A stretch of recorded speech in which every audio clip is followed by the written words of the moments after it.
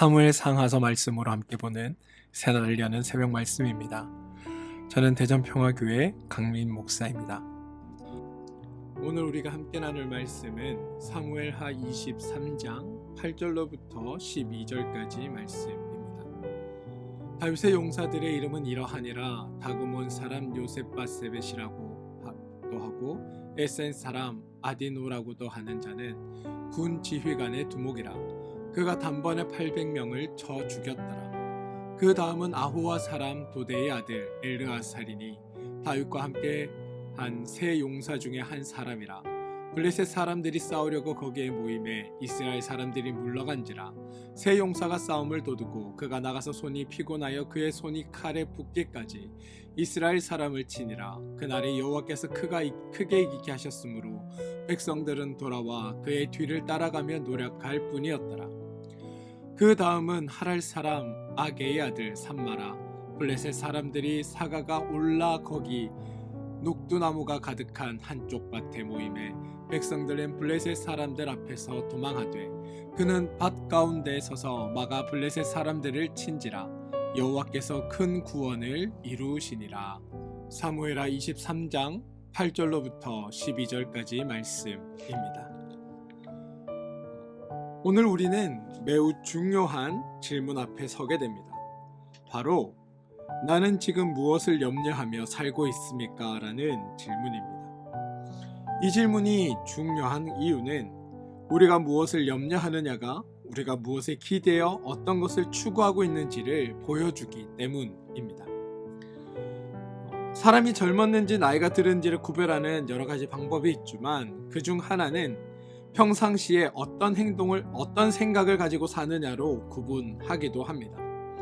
어떻게 살아야 하나, 무엇을 하며 살까, 즉 살아야 하는 일, 앞으로 살아가는 일에 관심이 있는 분은 그래도 아직 젊은 분입니다.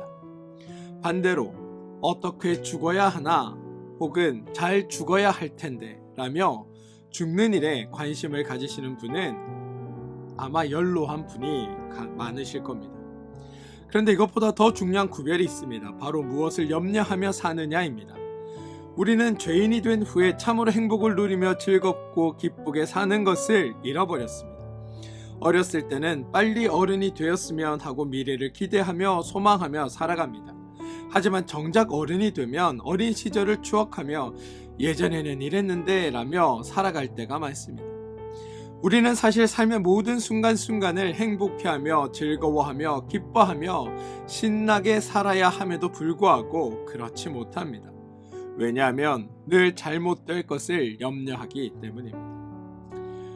제가 누차 반복하여 말씀드리지만 성도란 하나님이 주신 은혜, 하나님이 허락하신 축복, 이미 자신의 삶에 성취되고 완성된 하나님의 자녀의 삶을 누리며 살아야 하는 자들이 성도입니다. 그리고 이걸 아는 게 매우 중요합니다. 성도는 이미 하나님의 자녀로 완성된 자이기에 완성된 삶을 누리며 사는 것이지 어떤 미완의 목표를 가지고 무엇인가 이루기 위해 현재를 수고하고 애쓰며 정진하는 삶이 아닙니다. 세상 사람들은 언젠가 성공하면, 언젠가 부자가 되면, 언젠가 목표를 이루면 행복할 것이라고 생각하며 현재를 희생합니다. 하지만 성도는 그렇지 않습니다. 성도는 이미 하나님의 자녀가 되었고 이미 하나님 나라 백성이 되었고 이미 모든 신령한 복을 받은 존재임을 알고 살아갑니다. 그러므로 현재 오늘을 기뻐하고 감사하고 이 오늘을 누리며 살아갈 수 있는 겁니다. 성경에 염려하지 말라라는 말씀이 있습니다. 우리는 살면서 염려하지 않을 수는 없습니다. 살아가면서 이런 생각 저런 생각을 하게 되고 그 생각들은 자연스레 염려를 낳기 마련입니다. 그럼에도 성경은 염려하지 말 것을 요구합니다. 왜 그럴까요? 성경은 단순히 염려하지 말라라고 명령하는 게 아닙니다. 예수님의 산상수훈이 기록된 마태복음 6장 34절을 보시면 내일 일을 염려하지 말라라는 말씀이 나옵니다. 마태복음 6장을 잘 살펴보면 예수님의 가르침은 몸을 위하여 무엇을 먹을까, 무엇을 마실까, 무엇을 입을까를 염려하지 말라라고 되어 있습니다. 그러면서 덧붙이시길 목숨이 몸보다 중하지 아니하냐라고 가르치십니다. 네, 여러분, 이 말씀은 다음의 의미를 담고 있습니다. 몸에 대한 걱정은 누가 하는 건가요? 바로 살아있는 사람이 하는 것 아닙니까? 그런데 죄인들, 다시 말해 하나님을 모르는 자들은 이미 죽은 자들과 마찬가지라는 게 주님의 말씀입니다. 따라서 이들이 염려할 건 살아있는 몸에 대한 염려가 아니라 지금 죽은 나의 목숨이 어떻게 하면 살아날까? 다시 말해 살아날 방도를 구하거나 살아나기 위해 무엇을 해야 할까? 이런 것들을 염려해야 하는데, 살아있는 자들이나 하는 몸에 대한 걱정을 죄인들이 하고 있다라는 겁니다.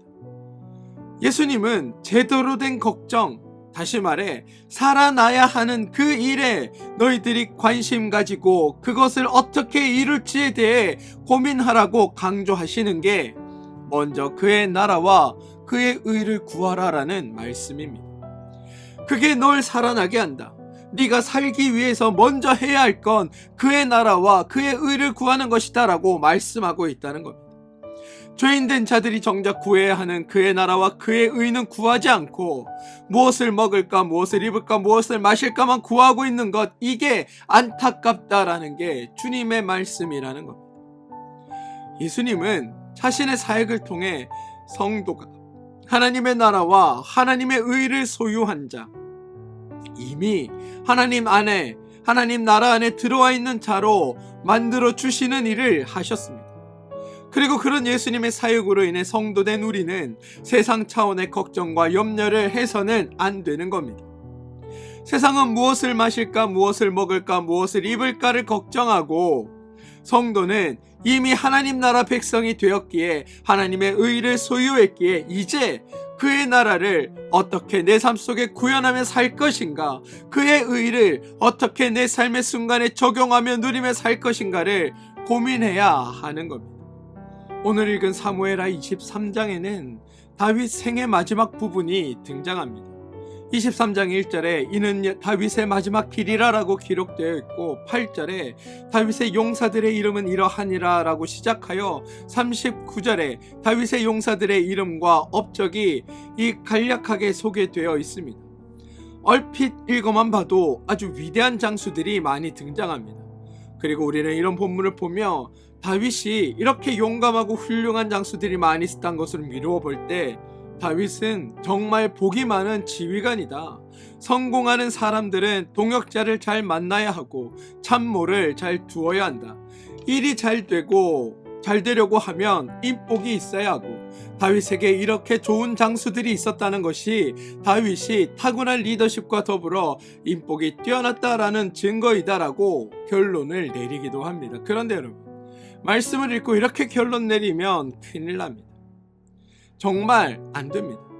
9절을 보시기 바랍니다. 아호와 사람 도데의 아들 엘르아살이니 다윗과 함께한 세 용사 중에 한 사람이라.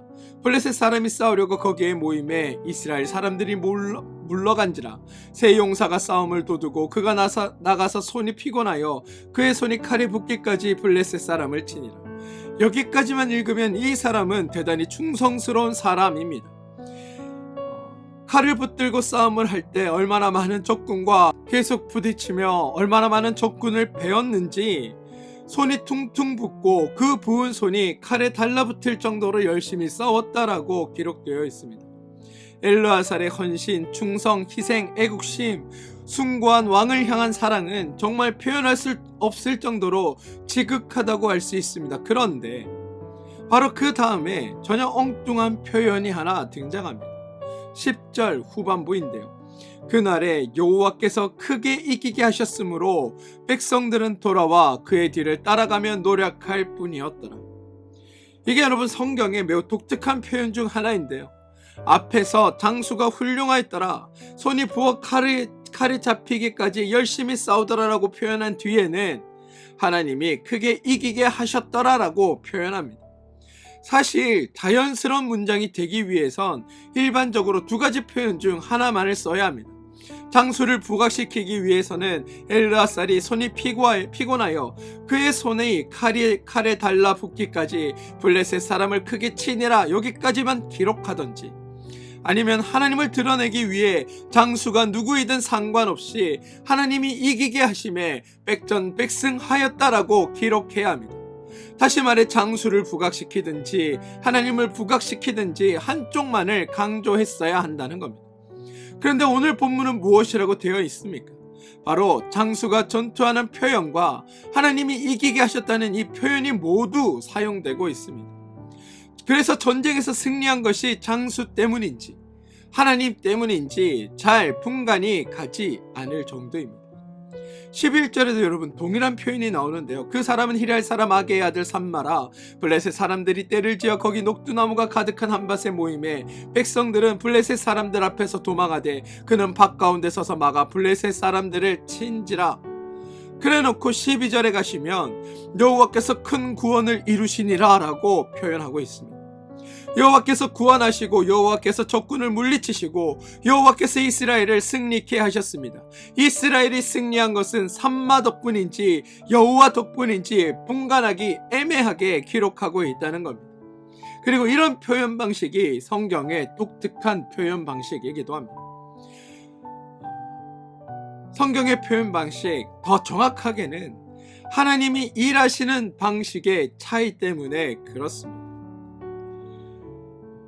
세상은 여러분 행한 대로 받는다라는 법칙이 있습니다. 전쟁에서 승리한 자가 영광을 다 받는 겁니다.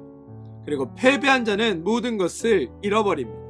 행한 대로 받는 것, 이게 세상의 법칙입니다.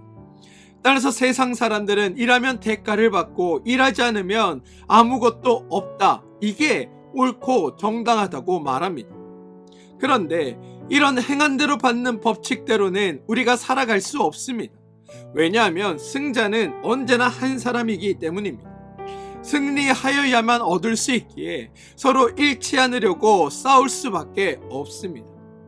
승자가 왜 한 명이냐 하면 내가 이기면 모든 것을 얻고 내가 지면 모든 것을 잃기 때문입니다. 그게 세상의 법칙입니다. 뿐만 아닙니다. 이러한 행위의 법칙보다 더 못한 방식도 존재합니다. 바로 죄인들의 방식이 그것입니다. 죄인들은 훨씬 극악합니다. 그래서 일은 엉뚱한 사람들에게 시키고 결과는 자신이 차지하는 방식을 취합니다. 또 행한 것보다 더 많이 받으려고 합니다. 강한 자가 약한 자를 억압하고 강한 자가 약한 자를 이용해서 일을 하게 하고 그 이익은 자신이 차지해버리는 겁니다. 억울한 일을 당한 사람이 너무나 분해서 못 살겠다라고 하소연하면 그때 억울하면 너도 강자가 되라고 말합니다. 그런데 이런 방식으로는 사람들이 도무지 살아갈 수가 없습니다. 하나님의 방식은 이와 다릅니다. 이런 죄의 방식과 전혀 다른 하나님의 방식이 있습니다. 하나님이 죽기까지 하시고 영광과 면류관과 존귀는 우리에게 주시는 방식으로 일하셨습니다. 예수님이 하나님의 보좌를 버리고 육신을 입어 이 땅에 오시고 우리 대신 죄의 삭슬 지시고 십자가에 달려 죽고 부활하셨습니다. 예수님의 십자가가 사역으로 말미암아 우리를 죄에서 해방하게 하고 하나님의 자녀가 되게 하고 하늘의 모든 신령한 복을 유업으로 받게 하신 것, 이게 하나님의 방식입니다. 하나님의 방식은 우리의 방식, 죄의 방식, 세상의 방식과는 전혀 다릅니다. 세상은 일은 남을 시키고 종기는 자신이 차지하기 때문에 탈취이지만 하나님이 일하시고 그 일하신 결과를 우리에게 주시기 때문에 우리는 은혜라고 표현합니다. 하나님이 십자가에서 죽으시고 우리는 죄에서 구원받는 것, 이게 하나님의 방식이라는 겁니다. 이제 사무엘하 23장의 다윗 용사 이야기를 다시 돌아가 봅시다. 엘르아살이 싸웠습니다. 손이 부어 칼이 붙을 정도로 싸웠습니다. 그런데 그 싸움을 누가 이기게 하셨는가? 바로 여호와께서 크게 이기게 하셨다 라고 성경은 말하고 있다는 겁니다. 삼마가 싸웠습니다. 홀로 밭 가운데 서서 블레셋 사람들을 쳤습니다. 그런데 누가 구원을 이루었느냐? 바로 여호와께서 큰 구원을 이루셨다. 이게 하나님의 방식입니다. 우리가 싸우지만 하나님이 이기게 하시는 것, 우리가 일하지만 하나님이 성취하여 그 결과를 우리에게 주시는 것, 우리가 수고하고 애쓰는 것, 그러나 하나님이 그것을 가지고 복을 우리에게 주시는 것, 이게 하나님의 방법이라는 겁니다.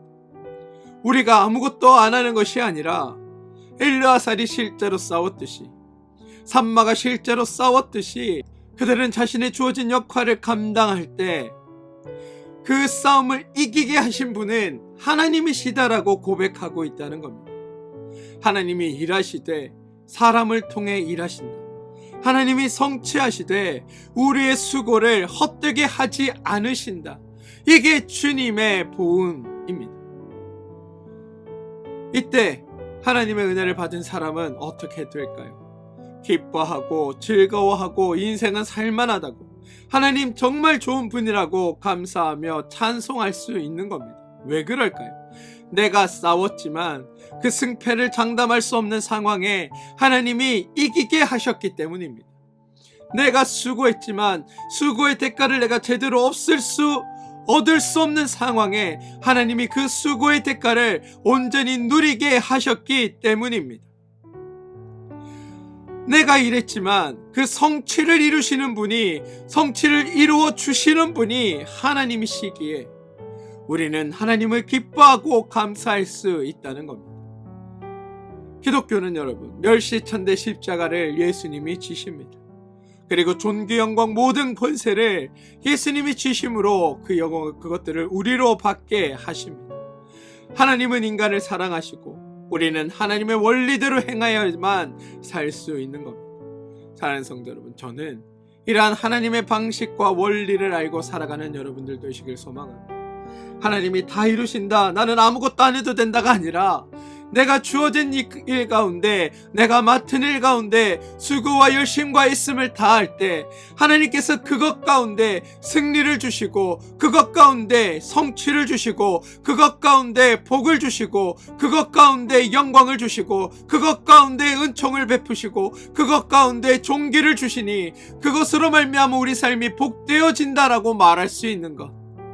세상은 그것을 장담하지 못하나 하나님 안에 있는 우리는 그것을 장담받고 살아갈 수 있는 것, 그게 우리가 하나님 안에 누릴 수 있는 은혜라고, 하나님이 우리 가운데 주시는 복이라고 성경은 말하고 있다라는 것. 사랑하는 성도 여러분, 우리가 무엇을 염려하느냐가 우리가 어떻게 일하느냐를 결정합니다. 우리가 어떻게 일하느냐가 우리가 어떻게 사느냐를 결정합니다. 우리가 먹고 마시고 입는 것을 염려하면 우리는 세상의 방식으로 내가 한 만큼 받아야 한다라고 생각하고 일할 것이고, 그러면 우리는 항상 불안하고 염려하며 살게 됩니다. 하지만 우리가 하나님 나라와 하나님 의를 염려하면 우리는 하나님의 방식으로 내가 일하되 하나님이 이루신다는 것을 알고 일하게 될 것이고, 그러면 우리는 이미 받은 은혜를 누리며 기쁘게 살아가게 됩니다. 저는 오늘 여러분들의 염려가 바꾸어지길 소망합니다. 세상 사람들처럼 먹고 마시고 입는 것을 염려하는 삶이 아니라 하나님 나라와 하나님 의를 어떻게 이룰까를 고민하며 사는 삶이 되길 소망합니다. 그리고 하나님 방식으로 일하시길 소망합니다. 우리가 일하되 하나님이 이루신다, 이 사실을 기억하며 일하시고, 그때 여러분은 이미 받은 은혜를 누리며 기쁘게 살게 될 것입니다. 바라기는 오늘 하루, 아니 앞으로의 삶 전체를 통하여 하나님의 방식과 하나님의 일하심에 따라 살아감으로 더욱 큰 복을 누리는 여러분들 되시길 주님의 이름으로 축원드립니다. 함께 기도하겠습니다. 주님, 하나님이 일하시고 우리에게 존귀를 주신 방식으로 일하십니다. 우리가 싸우되 하나님이 이기게 하시고, 우리가 수고하되 하나님이 성취하십니다. 주님, 우리가 그동안 세상 방식으로, 죄의 방식으로 살았다면 용서하여 주시고 하나님의 방식으로 살게 하여 주십시오. 우리의 염려를 바꾸어 주셔서 먹고 마시고 입는 것이 아니라 하나님 나라와 하나님의 의를 염려하게 하시고, 우리가 일할 때 하나님의 방식으로 일하게 하셔서 이미 받은 은혜를 누리며 기쁘게 살아가는 우리 모두가 되게 하여 주시옵소서. 예수님의 이름으로 기도합니다. 아멘.